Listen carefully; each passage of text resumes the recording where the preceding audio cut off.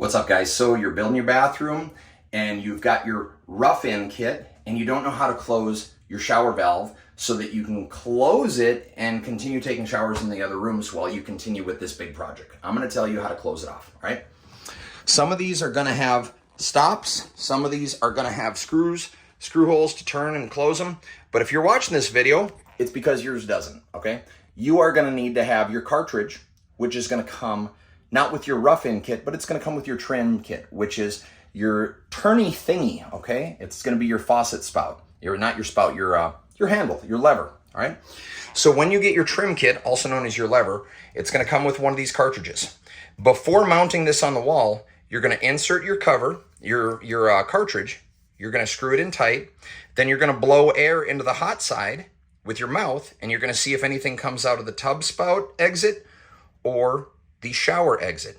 Okay, if it doesn't, we're good on that side. Then you're going to blow air with your mouth into the cold side prior to hooking this up and see if anything comes out here or here.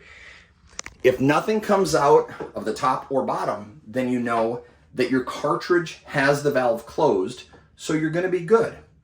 Before turning the water onto the house, make sure that you have the key or the tool to open and close the water main at that curb. You don't want to depend on somebody. If there is any problems, you want to be able to close that quickly. I hope this video helps you. Give me a like or a subscribe. Have a great day, guys.